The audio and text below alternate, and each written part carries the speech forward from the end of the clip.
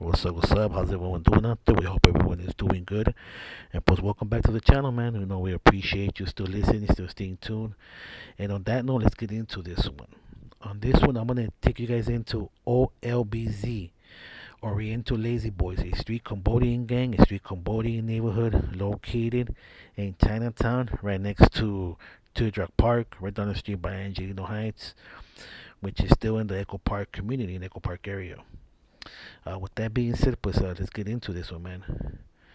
Um, Me myself, as I mentioned earlier in another videos, I have family members who grew up in the area, Angelino Heights, Teardrop. So I got to meet one or two from OLBz uh, through my cousins. They grew up in the area.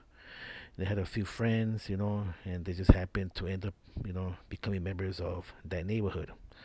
So, they're just like us. They do their thing. They also have beef with certain neighborhoods in the area. They had beef with like Teardrop Park, Angelino Heights, OBS, and southern other neighborhoods. And pues with that being said, con eso, well, let's get into this one, man. I'm gonna show you guys a little video of how them vatos from OLBz got their fame in the early 90s. Here we go. Fields of Cambodia to the bright lights of Hollywood. Physician, humanitarian, and Oscar winner Dr. Hang Noor is remembered 20 years after his murder here in L.A. And paying tribute to Hang Noor is his friend and KTLA's Kimberly Chang. She joins us now here in studio with her special report. Kimberly? Sure, Micah. This story near and dear to me. I knew Hang Noor growing up. My parents are also genocide survivors, and he was a close family friend. I love him like my brother, and I do anything for him. A refugee who faced and endured atrocities for years, yet with no acting experience, he became a Hollywood star seemingly overnight. The winner is Hang S. Noor in the killing field. This is Dr. Hang S. Noor, the first Asian male to win an Oscar for Best Supporting Actor for 1984's The Killing Fields, where life truly imitated art. If the war keeps going like this, the future could be very bad. A role so raw and real, the physician turned actor could only watch it once. We're so proud of him, but I was a little bit envious of him too.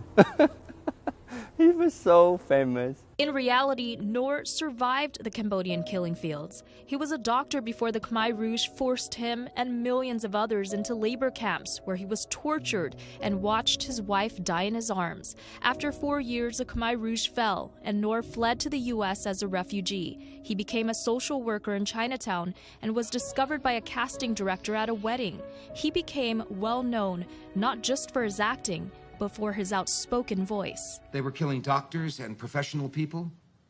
Any kind, or you educate people, or you... Anybody educated? Yeah, let's kill you.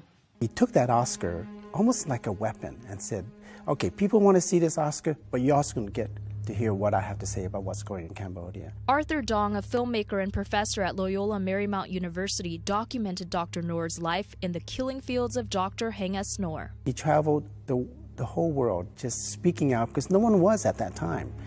He was a real pioneer in getting the word out and advocating for justice in Cambodia. But this story does not have a Hollywood or happy ending. In February 1996, Dr. Noor's life cut short, shot and killed outside his modest apartment in Chinatown.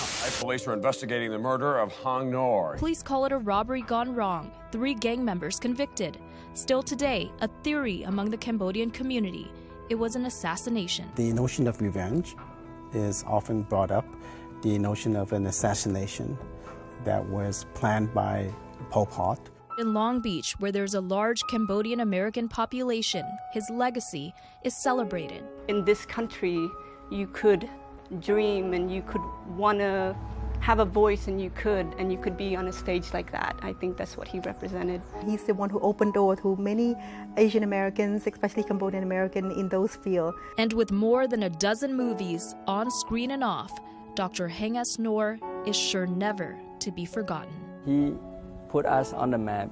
I think if you look at Dr. Noor's life, you see a survivor. I mean, to have gone from middle-class family to devastation and torture and escaping to America and making it in America and then winning an Oscar. It's incredible. A true American story that is.